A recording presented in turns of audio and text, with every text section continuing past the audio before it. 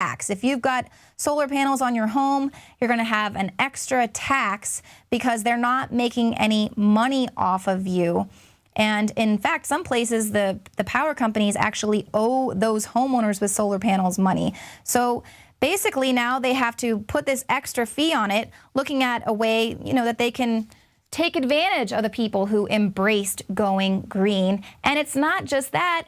It's people who bought fuel-efficient cars. That, too, is proving to be a little too efficient, and it's not putting money in the pockets of the uber elite rich people who own all the energy out there. Now, states like Oregon and Washington, they've already started their drive tax, but in California, the Senate there has introduced a bill to test out taxing motorists by the mile as well.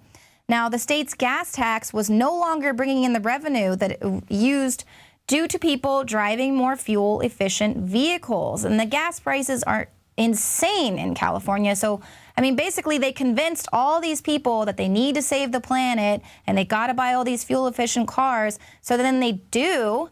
And then now they're going to punish them because their cars are just too fuel efficient. So basically, if you take a 600-mile vacation, you're going to get taxed for going on vacation. Now, this is what we also are reporting is going to happen with smart meters. They keep selling these smart meters as a way to save energy, and it's going to lower the cost of your energy bill. Yeah, right, because that's what the power companies are trying to do, is help you save a dollar, help take money out of their pockets. This is a total joke. Not only is it going to leave us open to vulnerability, hacking of the grid, and spying on our every move, it's absolutely going to raise our bills. They're going to find a way to tax us and to continue robbing the taxpayer of pennies, all the pennies they can get their hands on. That's what this is all about. Because lawmakers could literally save the planet if they wanted to, but that's not what their job is apparently these days there in D.C. Now, coming up, what are drug makers doing about the dire consequences of being in a post-antibiotic era? We're hearing all of these reports about how antibiotic-resistant superbugs are now plaguing countries worldwide, while drug makers really are setting us up to be completely vulnerable to a pandemic. That report is coming up right after this.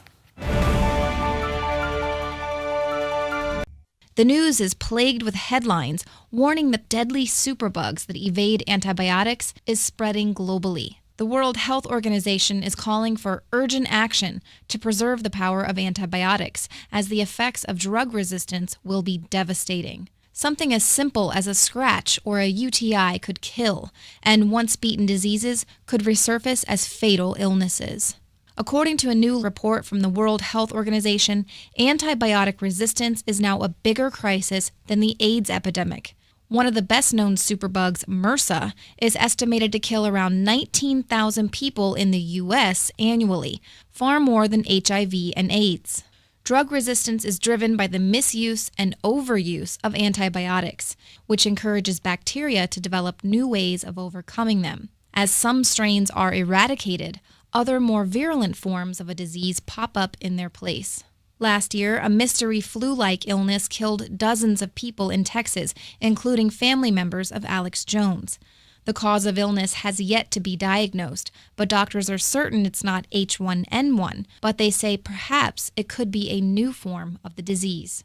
But while there's the threat of a post-antibiotic era and new drug-resistant diseases are imminent, why is the government reconstituting deadly viruses? Earlier this year, researchers reconstructed the DNA of the first ever bubonic plague. The researcher hasn't ruled out the possibility for potentially dangerous mutations and warned there could be new outbreaks.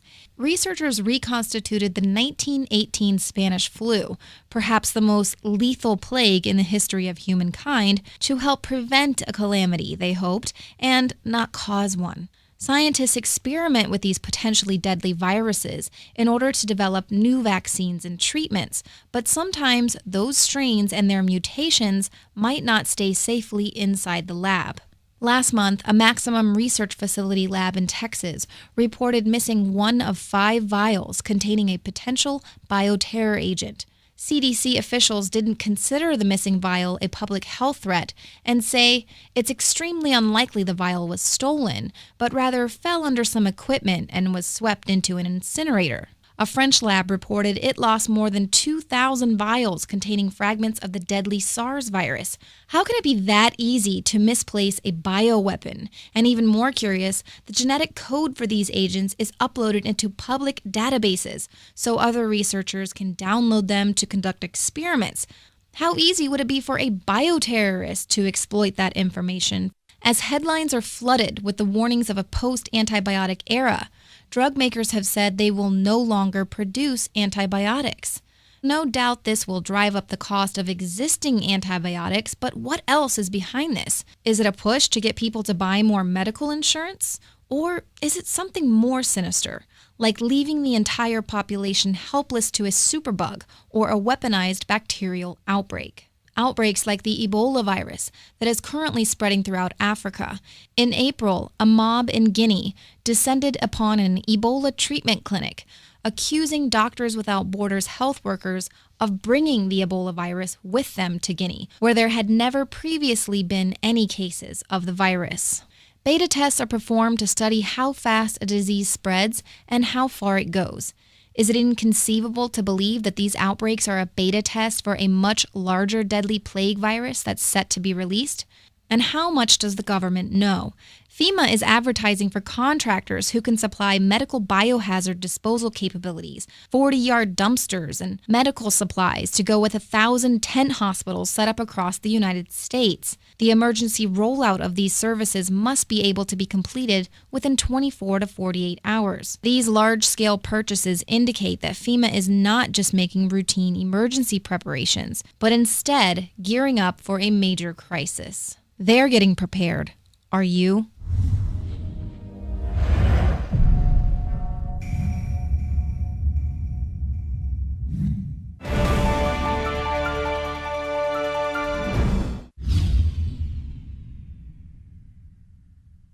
My friends, Alex Jones here to tell you about some of the most important information concerning you and your family's health. Radiation levels have more than doubled in the last 60 years in the Northern Hemisphere from all of the nuclear testing and radiological accidents. Radioactive contamination is now in most of the food supply. There's only two ways to avoid this. Move south of the equator or properly protect your thyroid with nascent iodine. Looking to protect my family, I've done deep research. Nascent iodine is the purest, cleanest, absolute best form of iodine to protect yourself and your family. It's made right here in the USA, completely non-GMO. I searched out the best quality and now have developed a double-strength form of nascent iodine, exclusively available at INFOWARSLife.com. Nascent iodine is on record as one of the only safe ways to detox from fluoride poisoning. Survival Shield Nascent Iodine. Secure your super high-quality nascent iodine today at INFOWARSLife.com. That's INFOWARSLife.com. Hi, I'm Shane Steiner.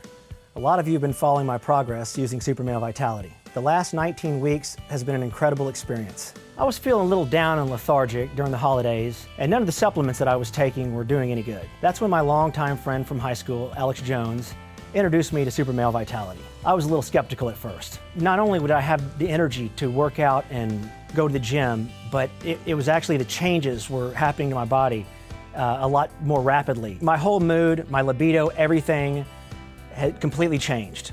The concentrated organic herbs, they stimulate your natural systems to produce the natural hormones that you need. I just really wanted to bulk up and hit it hard, and I went in for about the first 5 weeks and was lifting heavy weight and just really hitting it hard, and I gained 20 pounds of muscle immediately. Since that, I've decided I was gonna lose some weight and slim down. I just changed up my workout a little bit, and 35 pounds came off. Folks, this is not a joke. This is not a gimmick, it's real. Super Male Vitality, available at InfoWarsLife.com.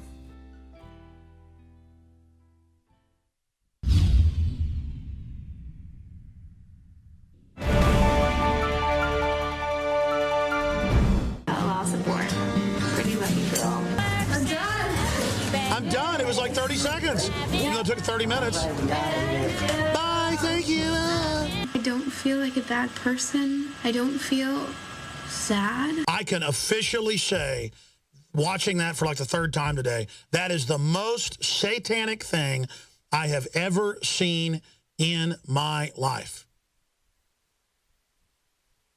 And the Democrat websites are promoting it as trendy.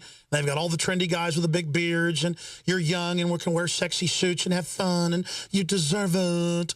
Paul Watson joining us from Albion, from London. What do you make of this? Do you agree with me that this is the most satanic thing I've ever seen because of the cooing and the orgasm noises and everything? Clearly, it's all staged to sell this to everyone. I would question if she even had an abortion. Watson, what do you say?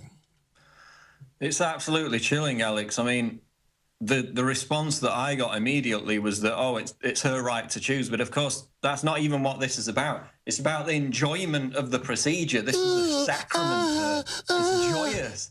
Yeah, I mean, watch the video. She's literally humming, cooing with a big beaming smile on her face while this is going on. She's enjoying it, and then she lauds it in a subsequent Cosmopolitan piece. But the good news is, if there is any good news to come out of this, there's a poll on Huffington Post which asks, do you think Emily Letz's abortion film is A, delusional, and abortion is never a positive experience, or B, inspirational and celebrates the empowerment of having a choice? This is the Huffington Post. 60% think it's delusional and that abortion shouldn't be celebrated. Well, I mean, look, it's obviously like a cult training video. I mean, it looks like Hail Bop cult videos or something. I'm just so happy. Greatest day of my life. I mean, this is off the chart. I'll guarantee you that was written by the CIA or Planned Parenthood. What do you think? It's actually, the video has actually been out since March, and it only went viral today. It had 30,000 views as soon as it got picked up by most of the media today. It's doubled in views. Of course, the thumbs down comments have doubled because initially she said she got an overwhelming wave of support for making this video. But when actual people in significant numbers began to see it, you know, the thumbs down comments on YouTube are running into the thousands already. And even the liberals, even the lefties are aghast at this because, you know, as I wrote in the article, is it too much to ask for these people to at least be somber, solemn, and regretful for killing a baby, even if you think that's their I'll choice? guarantee you, if they saw somebody, you know, killing a rabbit for dinner, they would freak out and want you arrested, calling it inhumane. And I don't like the inhumane treatment of animals, but what about a human, a baby? Have some reverence if you're going to kill it. At least, you know, act respectful, act solemn. It's absolutely chilling. But then, of course, the abuse of women's rights in places like Iran and Afghanistan is completely ignored. You know, women getting stoned to death, stabbed for not wearing a burqa or a veil. Oh, all the trendy CIA floozies and establishment bimbos, prostitutes like Gloria Steinem, you'll never hear a word about that because the CIA policy is to put jihadis in and enslave women.